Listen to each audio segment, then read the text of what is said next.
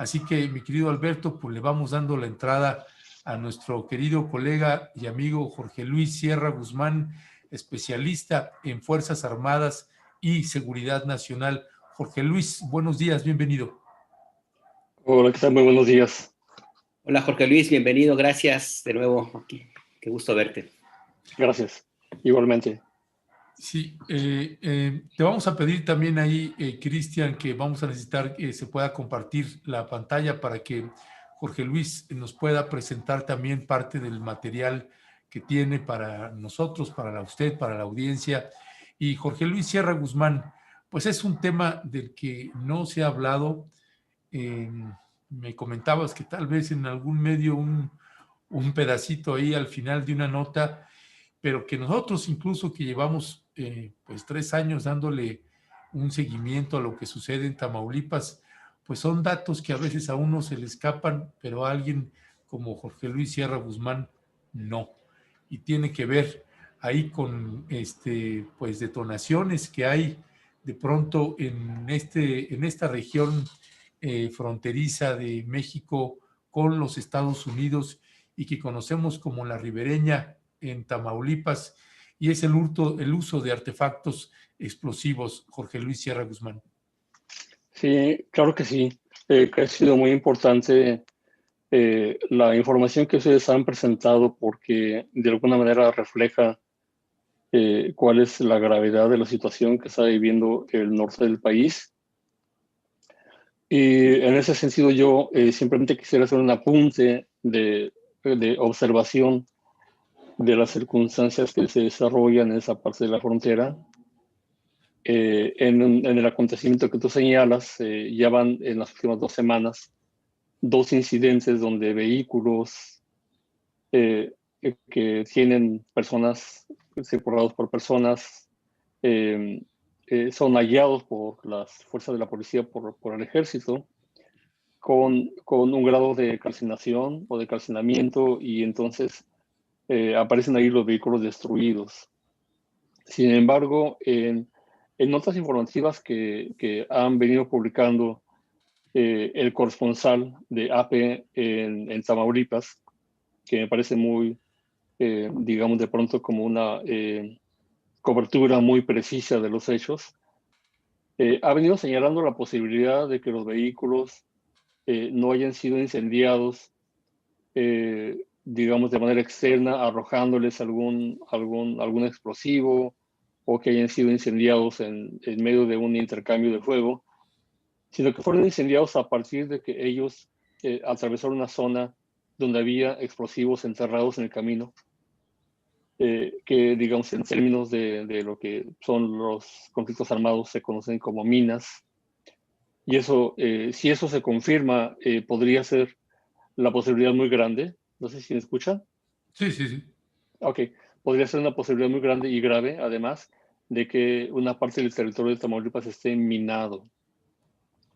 Eso representa un riesgo muy grande para la población civil, por supuesto, representa unos riesgos también para los cuerpos de policía y cuerpos militares que patrullan la zona, y se me hacía muy importante destacarlo. No sé si pueda yo compartir mi pantalla para presentar algunas de esas imágenes que... Ya Perfecto. estás. Sí, adelante, adelante. Perfecto. Ok, perdón. Bueno, vamos a ver. Creo que tengo que hacer una serie de movimientos para poder compartir mi pantalla. Creo que en ese momento no puedo hacerlo, pero no sé si yo compartí con Rompevientos recientemente una serie de fotografías que me gustaría saber si de pronto Ernesto puede compartirlas. Sí, cómo no, Pero nada bueno, más. quisiera... Mientras narras, ahorita me encargo de eso. Perfecto, claro que sí. Pero una de las cosas que yo creo que podríamos ver, y aquí voy a apuntar un vínculo en el chat de Zoom para que ustedes puedan tener un poco idea, e igual lo podrían abrir en la presentación, pero este vínculo que yo quiero compartir aquí es una nota reciente que sacó Excelsior con el corresponsal Alfredo Peña en Tamaulipas, donde refiere a la foto de vehículo quemado, y él afirma que la Secretaría de la Defensa Nacional ha encontrado una zona que la delincuencia organizada está utilizando para realizar emboscadas. Y ahí está la foto de un vehículo quemado. Es un vehículo que tiene, digamos, una apariencia como blindada. Obviamente es un blindaje artesanal, como frecuentemente se encuentran vehículos que pertenecen a las fuerzas del crimen organizado. Y pues está quemado el vehículo, ¿verdad? Pero en el piso están huellas de una explosión por debajo.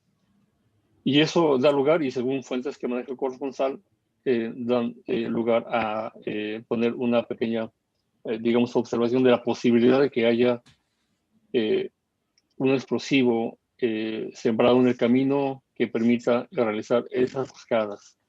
Recuerden que la zona está siendo una zona de conflicto entre dos bandas rivales del narcotráfico que están disputando toda suerte de negocios criminales en la zona, y que por lo tanto se está generando una ola de violencia muy intensa ahí en esa parte del país. Viendo un poco hacia, digamos, a los antecedentes recientes, hemos visto que los narcotraficantes o las bandas de crimen organizado empiezan a utilizar tecnologías para presentar explosivos. Ese es el vehículo que hago mención. Ahí está, ahí lo está usted viendo. Ajá.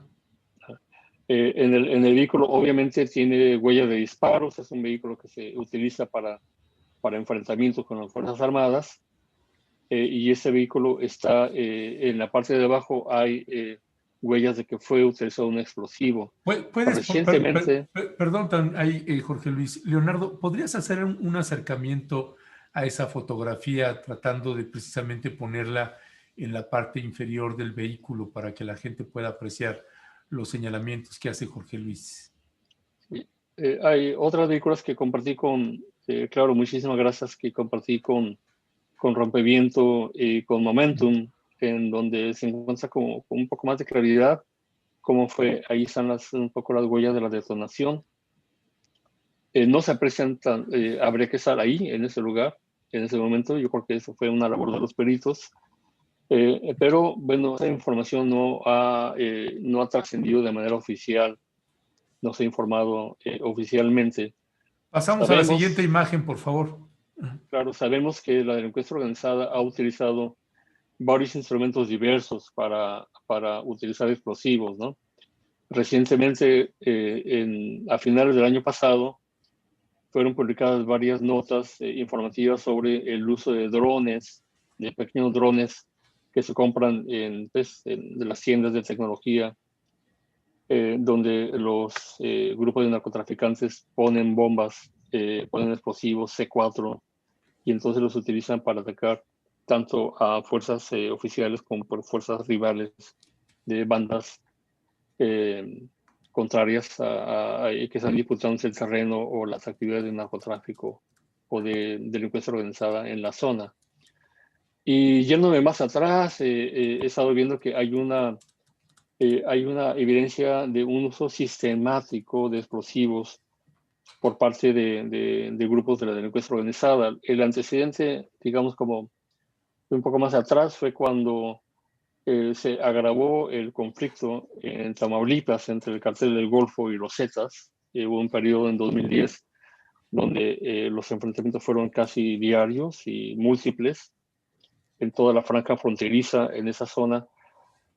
Y aquí en la página web del Gobierno Federal de Estados Unidos, en la sección de la Agencia de Inteligencia Militar, hay algunos reportes que son públicos ya, porque fueron obtenidos a través de la Ley de Libertad de Información de Estados Unidos, en donde se hablan ellos les llaman IED, que son dispositivos explosivos improvisados o artefactos explosivos improvisados, así le llaman, digamos, es el término militar, el término técnico que se utiliza para ese tipo de explosivos, usados muy frecuentemente en Irak, por ejemplo, o en Siria, etcétera, por fuerzas insurgentes o por fuerzas irregulares. Y aquí en ese reporte aparece un detalle así de múltiples ataques que hubieron en Tamaulipas con el uso de estos explosivos. No solamente Tamaulipas, también en a Pisaco, Tlaxcala, por ejemplo, en el año de 2009, en septiembre, las Fuerzas Armadas recuperaron un aparato explosivo no improvisado, no detonado, que consistía en una mina. Era una mina que estaba conectada a una batería y que también tenía un sistema de tipo reloj como para ser el iniciador de la detonación. Esta mina, las autoridades militares investigaron y entonces lograron que eso tenía, digamos, era parte de un pues, almacén militar que había en El Salvador, que fue entregado a las Fuerzas Armadas salvadoreñas y que de alguna manera fue adquirido por los grupos de la delincuencia organizada mexicana y cayó en manos de la familia michoacana. En ese entonces la familia michoacana utilizó o intentó utilizar estos dispositivos durante la celebración. Ustedes recuerdan la celebración del 15 de septiembre del año 2009 en Morelia y también en otras partes del país. Y así como eso, hay una serie de hallazgos que se han realizado en diferentes partes del país. Entonces, eso indica que los grupos criminales están utilizando cada vez más sistemáticamente explosivos diversos para poder combatir tanto grupos rivales como grupos de la delincuencia organizada.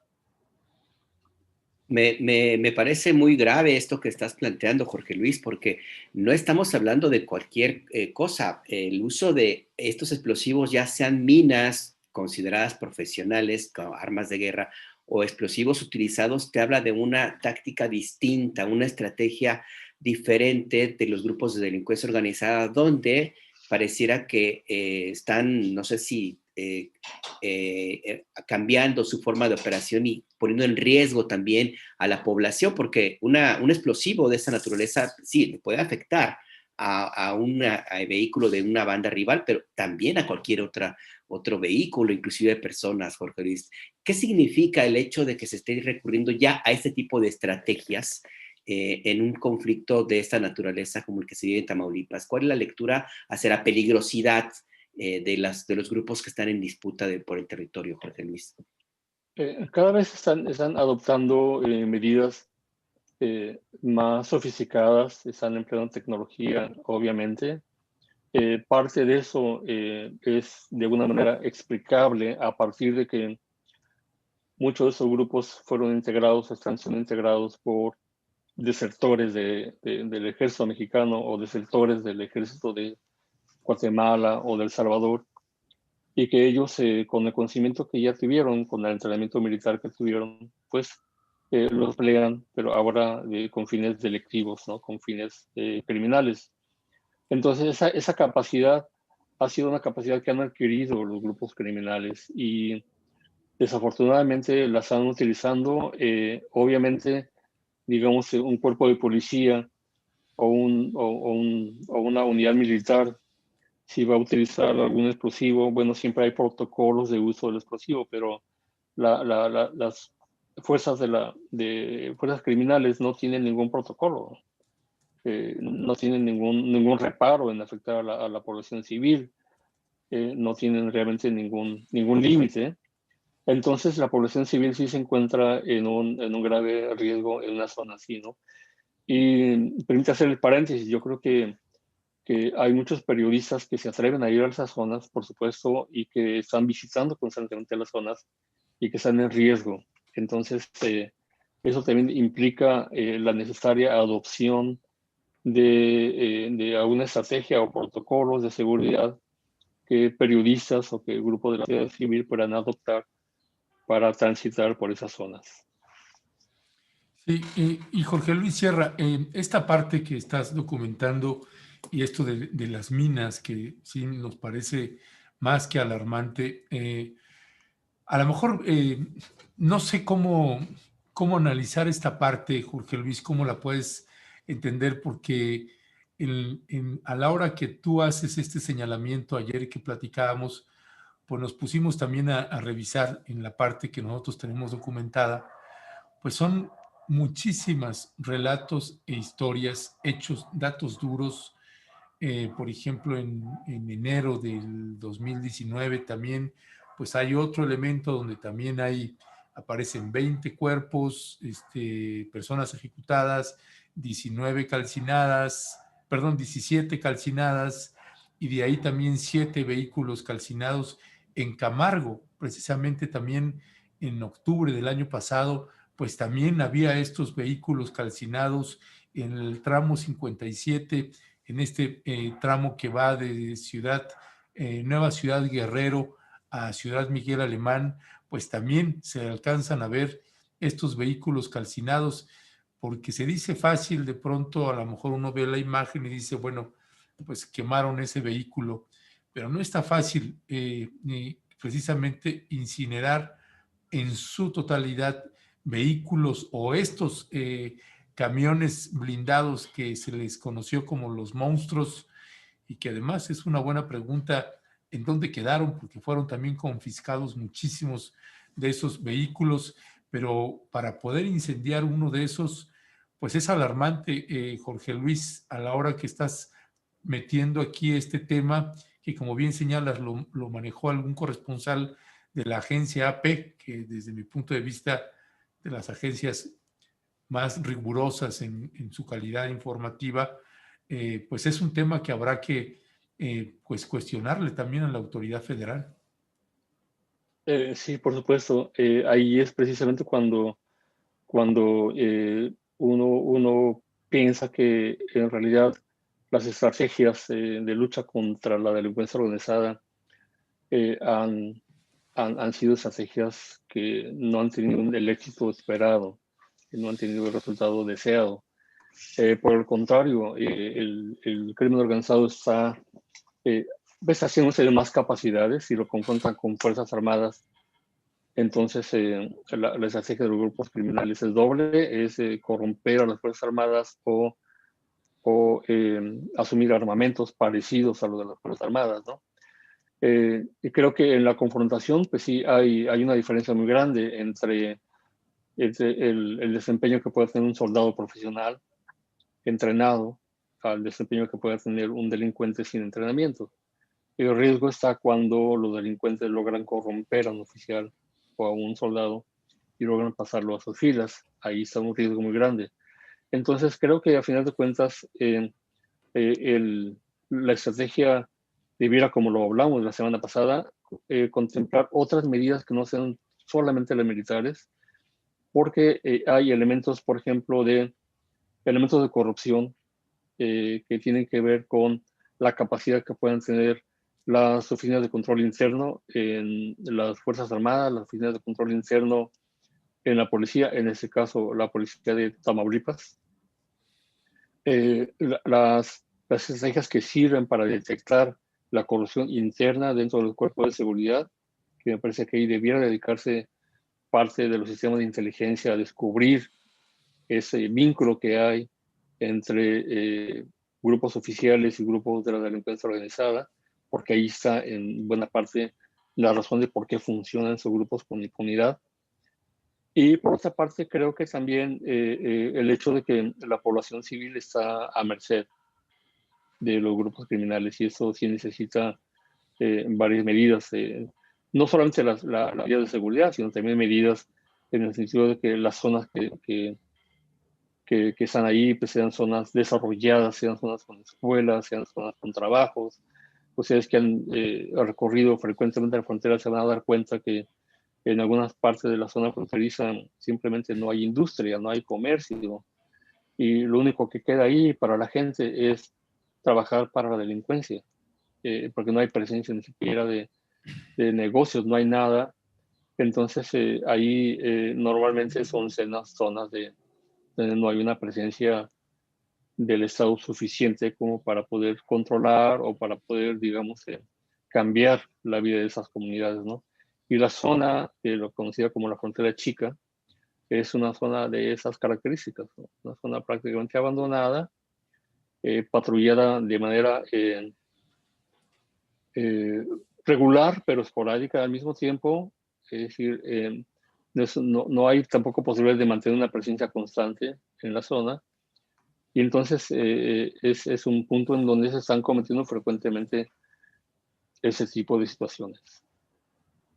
Sí, porque esto que tú comentas, Jorge Luis, además de la necesidad de una estrategia distinta para combatir la delincuencia organizada, a mí me queda la impresión, Jorge Luis, de que hay también una especie de fallo en la supervisión de, por lo menos de inteligencia militar, para tener claro el destino, por ejemplo, de miles de desertores del ejército mexicano. También el análisis que tendría que haber de las estrategias que siguen estos grupos para detectar si existe algún componente distinto al de una operación que puede ser de un solo delincuente que no tenga esa experiencia. Y además también ahora que se abona el tema de los explosivos, el tipo de explosivos que se utilizan, si formaron parte de algún arsenal, no sé si el ejército mexicano cuente con minas de explosivos de esa naturaleza. Y también preguntarte, Jorge Luis, perdón, pero el tema me alarma un poco, si es nada más Tamaulipas lo que se ha detectado hasta ahora o estos ejemplos se han visto en otras partes del país. Michoacán es un lugar en donde se han utilizado con frecuencia. Michoacán los ha utilizado también, recientemente los ha utilizado el Cártel Jalisco Nueva Generación, que es esta experiencia que se detectó en agosto a través con el uso de drones cargados con un explosivo anexo al dron. Y como sabes, el dron pues, puede de pronto pasar por encima de comunidades. El grado de autonomía que puede tener un dron, dependiendo del dron, pues puede llegar a ser de varios kilómetros. Entonces, si los drones además tienen un sistema de video, pues pueden llegar exactamente al lugar en donde los delincuentes quieren que explote una bomba. Entonces, sí, han sido otras partes del país. Recuerda, Alberto, que esa medida de varias secciones atrás de utilizar las Fuerzas Armadas lo que provocó fue que la delincuencia organizada huyera de la zona cuando había la presencia militar y luego regresara cuando se va la presencia militar. Pero al huir de la zona, se dispersó la fuerza la fuerza criminal en muchos estados y eso hizo que aquellos conflictos que estaban ubicados solamente en algunas áreas específicas de Ciudad Juárez, Tijuana, Reynosa, Matamoros, Ciudad Alemán, fueran esparcidos a otras ciudades del país, ¿no? Entonces, antes veíamos que había entidades que eran, digamos, pacíficas, entre comillas, pero ahora vemos, por ejemplo, Guanajuato, que es una entidad sacudida por una ola de violencia, ¿no? Entonces, comunidades que antes no vivían la violencia ahora la están viviendo. Y de ahí que eso implique, en realidad, es algo que se ha insistido mucho, que la estrategia debe ser una estrategia a 30 años, transeccional, no partidista, en donde haya, digamos, el pensamiento estratégico suficiente como para llegar a pensar en que eso es un trabajo de largo plazo, con, por supuesto, objetivos de corto y mediano plazo, pero que tenga un resultado a 30 años, ¿no? A 30 años, lo que hemos visto es que la violencia sigue, ¿no? Y ha seguido independientemente de la inclinación política del gobierno en turno. Ha sido eso evidente en el PRI, en el PAN, ha sido evidente en los gobiernos locales del PRD, en los gobiernos estatales donde hay otros partidos, y es evidente ahora también cuando está el gobierno federal con el partido de Morena, ¿no? Es decir, hay una, como todas las políticas han sido seccionales, cambian cuando cambia el presidente, cuando cambia el gobierno, no hay una continuidad. Y la única continuidad que ha habido es la estrategia de uso de las Fuerzas Armadas para poder, digamos, reemplazar a una fuerza policial deficiente, poco preparada, contaminada, muy contaminada por la delincuencia. Y eso ha sido algo sistemático a lo largo de las décadas anteriores. Y por otra parte, el nivel de violencia, ¿no? Ya, y esta otra parte, Jorge Luis Sierra Guzmán, y cuando planteas en una estrategia transeccional, Me quedo pensando también en el intento que ha estado señalando el presidente López Obrador de atender las causas y la pobreza, la marginación, y en la lógica o en la mirada de él, más allá de si alguien está de acuerdo o no con esa mirada, pues, o con esos programas que él está desarrollando, tratando de apuntalar las causas.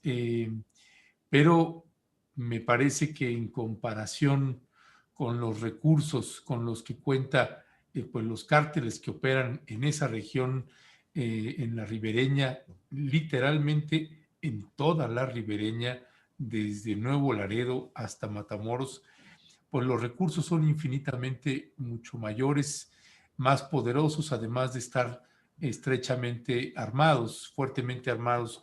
En las veces que nos ha tocado estar por allá, eh, otro de los temas que plantea la misma población cuando pues, nos hospedamos ahí en un hotelito, en una posada, ahí pues el hotel prácticamente pues siempre está vacío.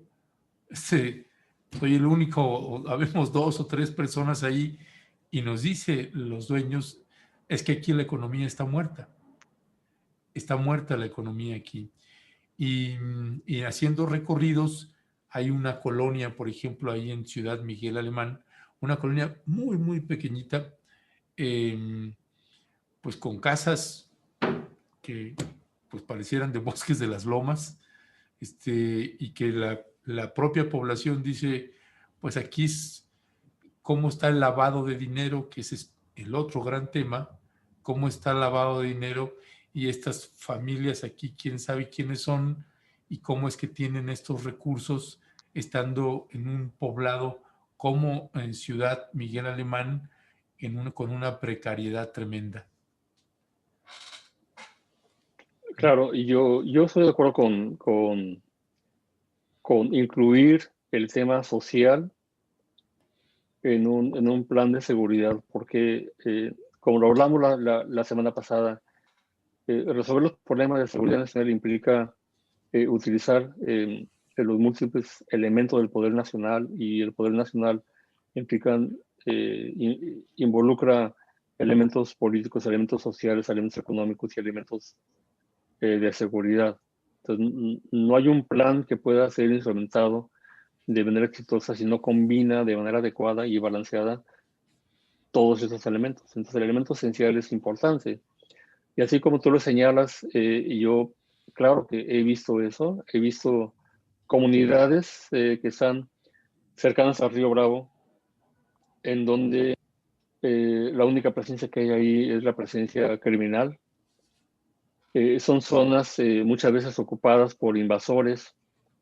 A veces esos invasores son indocumentados que fueron deportados por Estados Unidos, que temen regresar a sus comunidades porque tienen una deuda con los polleros, no tienen empleo, y entonces de pronto invaden un terreno y la fuerza criminal que controla ese lugar les permite estar ahí a cambio de que ellos sirvan de vigilancia por si llega un convoy del ejército, o que le permitan guardar armas en su casa, o que le permitan que los niños los niños andan ahí sin escuela, la gente tiene que caminar 2 horas para encontrar la escuela más cercana, la gente no tiene vehículos, la gente tiene que caminar 1 hora para encontrar un vehículo de transporte colectivo. Es decir, no hay ninguna economía, como dices tú, Ernesto, es una economía muerta. Entonces no hay una posibilidad para que los niños de esas comunidades puedan educarse de manera diferente y aspirar a ser buenos ciudadanos y buenas ciudadanas y ciudadanos, porque no tienen alternativas, ¿no? Entonces los niños, desde que tienen el peso suficiente para poder cargar un fusil, y las granadas que les dan, toda la parafernalia, pues ahí están los niños trabajando para el narcotráfico, y esa es la carne de cañón que utilizan los grupos criminales, ¿no? Eso, si hubiera una inversión sistemática por parte de los gobiernos estatales y federales en esa zona, yo estoy seguro que habría mucha gente que opte por otras fuentes de empleo, por otras fuentes de trabajo, que no sean necesariamente esas, que son de pronto la única alternativa que hay para esas comunidades. Y estamos hablando, no nada, bueno, ahora en este momento conversamos sobre todo, Jorge Luis, de la zona de la frontera chica, el área ribereña, limítrofe entre Texas y Tamaulipas, que es una zona en esas condiciones, como tú lo comentas, con los contrastes de lugares como Ciudad Miguel Alemán, como narraba Ernesto, y las personas que de pronto están llenas de medallas enormes de 2 kilos casi de oro, y personas que pues, prácticamente no tienen nada. Pero este ejemplo de la ribereña, Jorge Luis, lo podemos encontrar en otras partes del país. O sea, es como va como unido pues al control territorial de las organizaciones de delincuencia organizada, que en el imaginario que se suele presentar no se cuenta, porque pareciera que muchos creen que la vida en la delincuencia organizada y el vivir en una zona con estas características, pues ya te permite tener un mejor ingreso, hablas de cosas que se ven incluso en televisión. O sea, contra todo eso también hay que estar también combatiendo, ¿no, Jorge Luis? Por supuesto, lo ha señalado de una manera muy precisa, Alberto. De inmediato pensé, por ejemplo, en las comunidades que están entre Uruapan, al sur de Uruapan, ¿verdad? En Nueva Italia, todo eso, donde uno escucha constantemente los enfrentamientos y la violencia que hay ahí. Cuando algunos colegas periodistas intentan ir a reportear a esa zona, uno le dice, oye, espérate, detente en Morelia y planifica muy bien cualquier ida que tengas a Uruapan, y si vas a ir más allá de Uruapan, entonces sí adopta medidas muy fuertes de seguridad, porque son zonas que prácticamente son los únicos que entran en esas zonas de pronto son las Fuerzas Armadas, ¿no? Entonces hay un nivel de violencia tal y un nivel de abandono de las comunidades casi al 100%. Por eso muchas de esas pequeñas zonas que hay en el país, que es un grado importante, ahorita se desconoce y no hay una cuenta de cuántos municipios viven en esa situación. Pero hay un rango entre, digamos, unos cerca de 80 municipios de los 2.400 que tiene el país que están viviendo en esa zona, hasta cálculos más abiertos que estiman que son cerca de 400 o 500 municipios del país los que están viviendo en esas circunstancias en diferentes puntos de la República. Son zonas que le llaman zonas fallidas, donde no hay crecimiento económico, no hay un desarrollo político, lo único que hay es una actividad criminal, y la única actividad del Estado en esas zonas es la fuerza. Sí, y a propósito, y hablando de esta fuerza, y ahorita que señalas el estado de Michoacán, en esos tiempos en el que surgieron las autodefensas y que estuvimos yendo mucho a hacer coberturas allá, Jorge Luis Sierra Guzmán, y precisamente, sí, pasando de Uruapan a Nueva Italia, pues ya la situación era otra, incluso para poder llegar hasta Tepalcatepec, pasando por La Ruana y esas partes. Y me quedo pensando en lo que habían logrado las autodefensas, que por lo menos eso sí lo pudimos constatar nosotros, que habían parado, habían detenido esa violencia. De hecho, había varios poblados que nosotros estuvimos varios días allí y no se robaban, no solamente ya no había desaparecidos, no había robos ni siquiera de una gallina. Cuando el gobierno de Peña Nieto, a través de Alfredo Castillo, pues desmantelan las autodefensas, pues esa situación ahora, según entiendo, Jorge Luis Sierra, pues está peor que cuando estaban los que se conocían como los caballeros templarios. Y tengo la impresión, no sé tú, Jorge Luis, eh, que el gobierno mexicano, la estrategia de seguridad nacional es una estrategia que me parece que está lejos de estar acabada. Es una estrategia completamente inacabada y no sé si están repitiendo esquemas.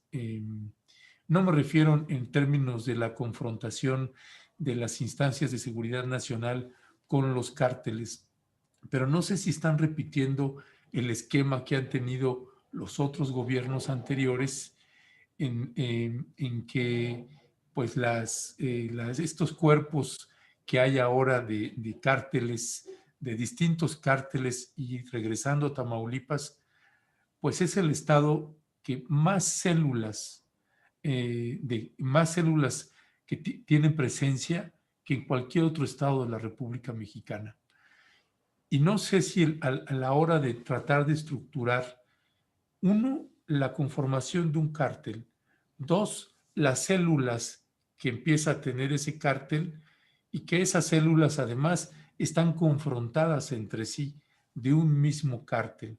Y pareciera, según la información que hemos documentado, que en Michoacán empieza a darse una situación parecida. Es decir, el cártel, que si entró el cártel Jalisco Nueva Generación, y están también los Ardillos ahí, y empezaron a involucrarse otros tipos de grupos delincuenciales. Pues no tengo muy claro, Jorge Luis Sierra Guzmán, si identificas tú una estrategia de seguridad nacional mucho más acabada, que dé resultados, porque pareciera que los resultados están siendo más adversos. Es una buena pregunta, Ernesto. Yo creo que el país como tal, como país, todavía no tiene una estrategia de seguridad nacional como país. Pienso que la ha tenido en algunos momentos como gobierno, y como lo hemos discutido antes, es temporal, ¿no? Se acaba cuando un gobierno reemplaza a otro. Pero como país ha sido algo difícil tener una estrategia. Y cuando no hay una estrategia, entonces no hay políticas adecuadas de seguridad nacional. Y cuando no hay políticas adecuadas, no hay medidas adecuadas. Entonces, esa carencia es una carencia histórica, es una carencia que tiene ya sus raíces, digamos, en un país que siempre ha considerado, digamos, a, a la cuestión interna como su preocupación más importante en materia de seguridad, y que cuando el país entró en una dinámica en que había fuerzas criminales que eran transnacionales, y entonces venían desde Sudamérica, pasaban por el territorio mexicano, se genera una estructura de paso de las drogas, y luego la estructura sirve también para promover el consumo interno y el tráfico interno. Y México se convierte no solamente en un país de tránsito, sino también de consumo. Entonces, prácticamente dejó sin estrategias a los gobiernos en ese momento. Y la única fuerza que tenían ellos de una manera profesional eran las Fuerzas Armadas. Por eso es que las Fuerzas Armadas han sido utilizadas una y otra vez a lo largo de la historia reciente, ¿no? Pero no hemos visto todavía una estrategia marcada, no conocemos un documento que diga es el documento de seguridad nacional, y que ha sido acordado, ha pasado por el consenso de, de muchos expertos en seguridad, buena parte de la comunidad académica que se dedica a la seguridad nacional, el Congreso, los partidos, las organizaciones civiles, etcétera, que tienen una voz también.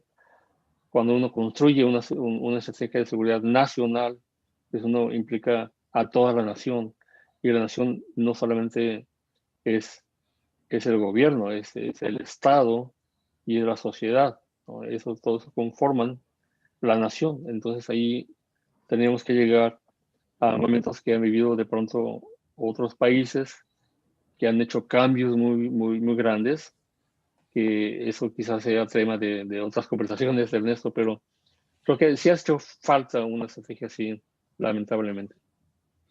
Y en esta que tendremos que conversar también, Jorge Luis, hay una patita, si podemos decirle de esa manera, si se me permite, que de la que también poco se habla, que tiene que ver con esta estructura y la forma como opera el sistema de procuración e impartición de justicia.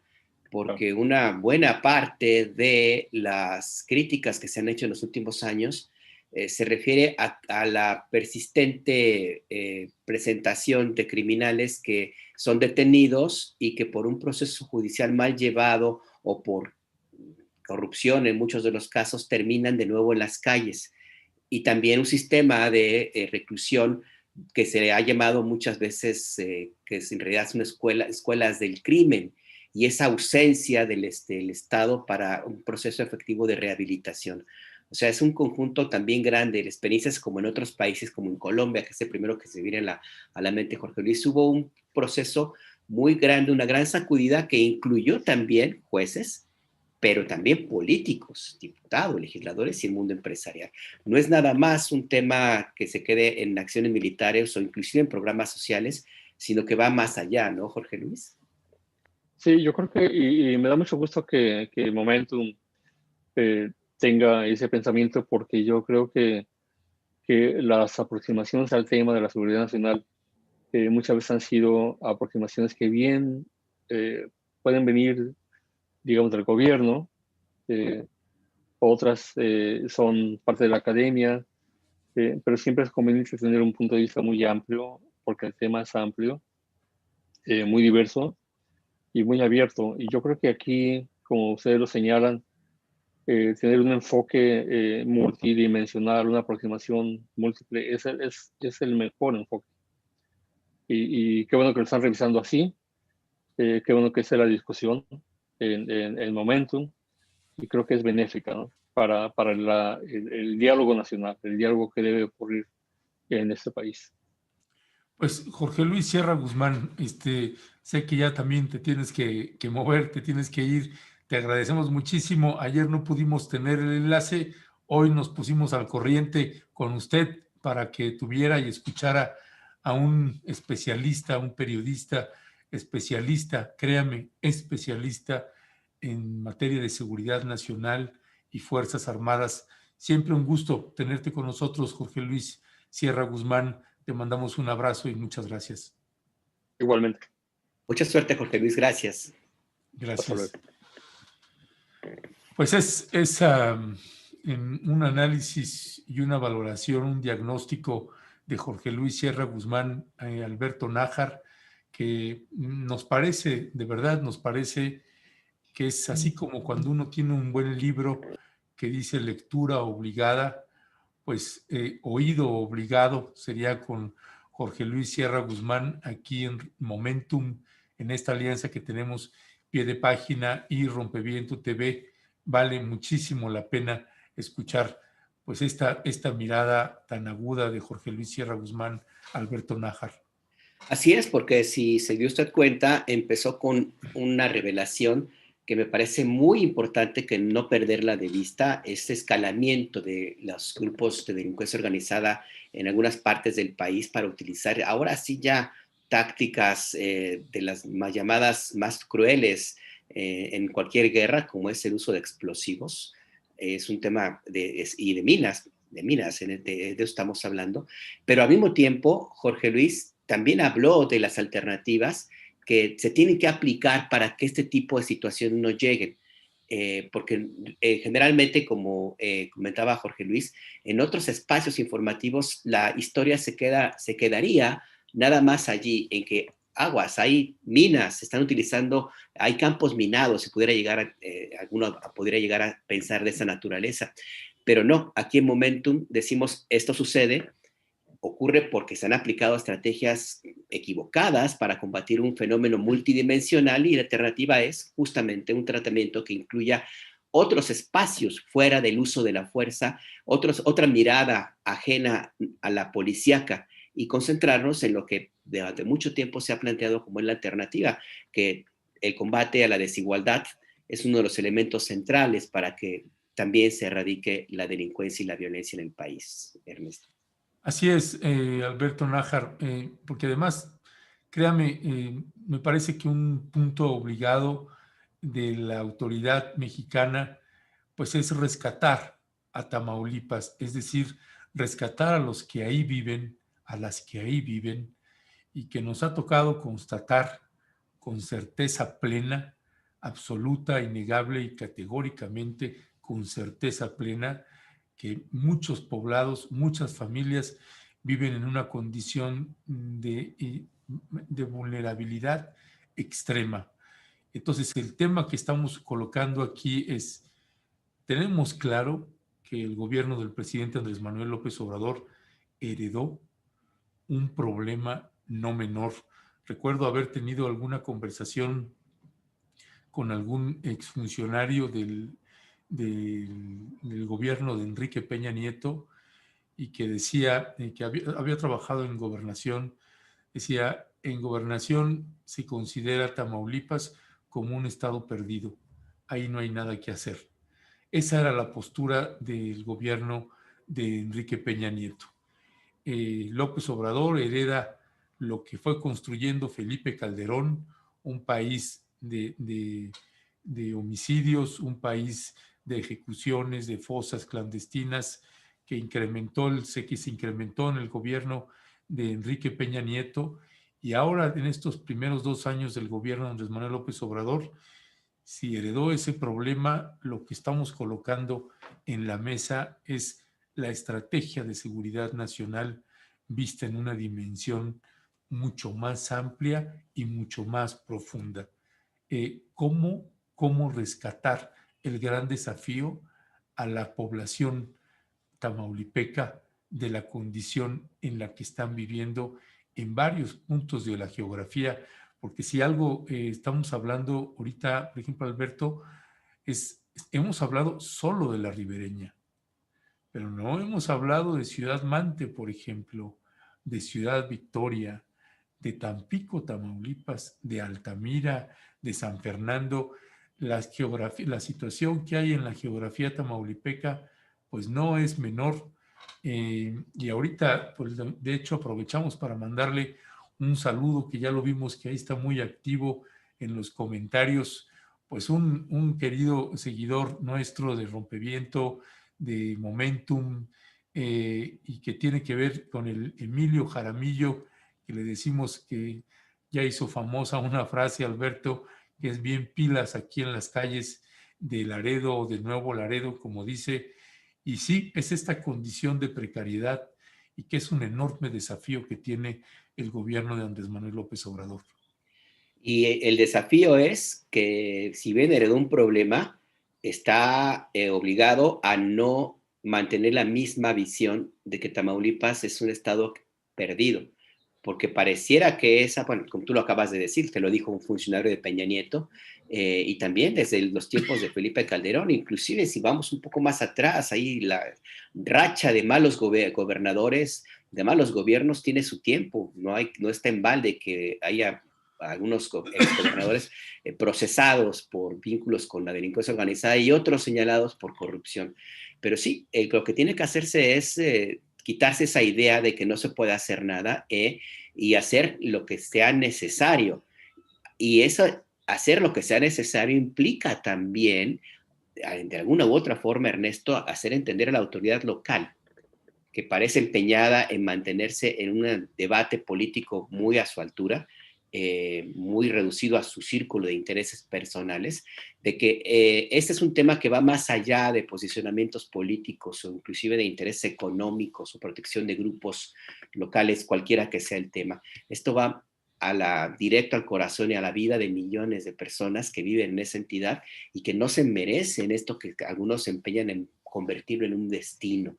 Yo creo que ese es un tema, y Tamaulipas es un caso, sí que quiero ir de extremo, pero hay que mirar, hay que revisar lo que sucede en lugares, por ejemplo, como en la Costa de Oro, que sea, bueno, un tiempo de Jalisco, por ejemplo, donde el control del cártel Jalisco Nueva Generación es brutal, lo que sucede en algún momento en Colima, lo que sucede en regiones de Michoacán, lo que pasa en sitios como Guanajuato, que vive la enorme paradoja de haber tenido un crecimiento similar al de economías tan grandes como China, 6-7% del PIB anual, y que sin embargo tiene un nivel de violencia extremo, y sin hablar, por supuesto, de lugares muy específicos de Ciudad de México, en Puebla, en fin, es un tema y es un asunto que rebasa a la ribereña y que se extiende al resto del país. Así es, mi querido Alberto Nájar, y pues con esto damos por concluido el noticiario Momentum de este viernes 12 de febrero, Alberto Nájar, y esperemos que a usted, pues que toda esta semana haya sido útil y pertinente la información que le estamos ofreciendo Pie de Página y Rompeviento TV en esta pues hermosa alianza que tenemos estos dos medios y que estamos pues contentos de estar también llevándole este trabajo informativo y que también nos han tenido paciencia en este ir y aprendiendo y caminando en este nuevo noticiario Momentum matutino, que es vez primera que lo empezamos a hacer de una manera, en un horario matutino y que hemos ido agarrando y ajustando. Esperamos que usted también pueda ir dándose cuenta que vamos ajustando y apretando las tuercas para tratar de llevarle pues el otro lado de la noticia. Así Alberto es. Nájar. Y antes de despedirnos, si me permites, Ernesto, dos pequeños datos. La Ciudad de México ha entrado en la condición de semáforo naranja con precauciones todavía muy, muy fuertes, de algunas restricciones. Se anunció hace unos minutos, Ernesto. Y el Departamento de Seguridad Nacional, el Homeland Security, por una orden de Joe Biden, también anunció esta mañana muy temprano que a partir del 19 de febrero prácticamente empieza ya el desmantelamiento total del programa Quédate en México. A partir del 19 de febrero se empieza ya a recibir a los solicitantes de asilo en territorio estadounidense para que permanezcan allá el tiempo que se desarrolle el trámite de petición de refugio, una condición que se había solicitado desde hace algún tiempo, que se eliminara por completo este programa tan cuestionado y con tantos problemas para miles de personas, y que bueno, que ahí está. Entonces, estas dos noticias antes de irnos para que... Qué bueno que lo señalas, Alberto Nájar, porque además ojalá esta decisión que pues nosotros celebramos que se termine ese programa de Quédate en México, que estaba dejando a muchísimos migrantes en una condición de extrema vulnerabilidad, precisamente por la presencia de cárteles de la droga, cárteles del crimen organizado, pues muy bien asentados en esa región en donde se encuentran los migrantes. Y ahí esa parte, Alberto, ojalá esta decisión del presidente Joe Biden vaya acompañada de que se pueda dar un trato digno en los centros de detención que hay contra los migrantes. Porque no crea usted que esto nada más es que ya se termina este programa, cosa que celebramos y que pues le aplaudimos ahí la decisión del presidente Joe Biden. Ojalá eso vaya acompañado de que se pueda respetar los derechos humanos y que se le pueda dar un trato digno a las y los migrantes que se quedan esperando en centros de detención por largos y largos meses, algunos hasta por años, esperando, Alberto, que haya ahí un trato, que se les dé un permiso para permanecer en los Estados Unidos. Vamos a seguir dando cobertura a ese tema y muchos más. Y si te parece bien, Alberto, pues despedirnos de la audiencia. Tenemos otro resumen informativo que nos parece más que pertinente que usted lo escuche, porque hay información que nos parece relevante que tiene que tener usted. Así que, Alberto, pues que tengas un extraordinario fin de semana y pues nos vemos nuevamente el lunes, Alberto Nájar. Lo mismo para ti, mi querido Ernesto, y lo mismo para ustedes que nos han hecho el favor de acompañarnos en esta emisión de Momentum en este 12 de febrero de 2021. Descanse y nos vemos el lunes. Sí, que tenga un lindo fin de semana y quédese que tenemos noticias al Momentum. Buenas tardes.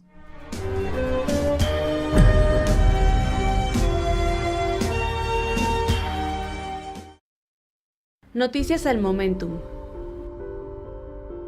El presidente de Estados Unidos, Joe Biden, anuló la llamada emergencia nacional declarada por el exmandatario Donald Trump en febrero de 2019, a fin de utilizar dinero del Pentágono para construir un muro a lo largo de la frontera con México. Biden envió a la presidenta de la Cámara de Representantes, Nancy Pelosi, una carta en la que notificó su decisión, aunque al poco tiempo de asumir la presidencia ya había ordenado detener la construcción del muro fronterizo. El presidente estadounidense dijo que la declaratoria de emergencia nacional de Trump fue injustificada y pidió una revisión de los recursos que se han gastado en el muro hasta el momento. En noticias nacionales, Alfonso Durazo Montaño, ex titular de la Secretaría de Seguridad y Protección Ciudadana, va por la candidatura de Sonora con Morena, el Partido del Trabajo, Partido Verde Ecologista de México y Nueva Alianza. Los dirigentes estatales de los 4 partidos políticos entregaron el convenio de candidatura común ante el Instituto Estatal Electoral, con el nombre de Juntos Haremos Historia en Sonora. Además, la coalición que estará representada por Durazo también se impulsará en 10 distritos locales. Mientras tanto, la Fiscalía del Estado de Jalisco informó del hallazgo de bolsas con restos humanos en la zona del Bajío en Zapopan, cuando policías municipales realizaban un recorrido de vigilancia sobre el circuito JBC y la avenida Bosques de la Primavera. La dependencia detalló que hasta la noche de este jueves se realizaban las primeras investigaciones de aproximadamente 18 bolsas de plástico, en las que presuntamente se encontraron restos humanos. El personal del Instituto Jalisciense de Ciencias Forenses se encargará del debido análisis para determinar cuántos cuerpos de personas son con exactitud. Esta tarea se suma a los trabajos que ha acumulado el Instituto Estatal de Ciencias Forenses, que de acuerdo con el colectivo Familias Unidas por Nuestros Desaparecidos Jalisco, no cuenta con suficientes genetistas, peritos, antropólogos y personal capacitado en la identificación forense.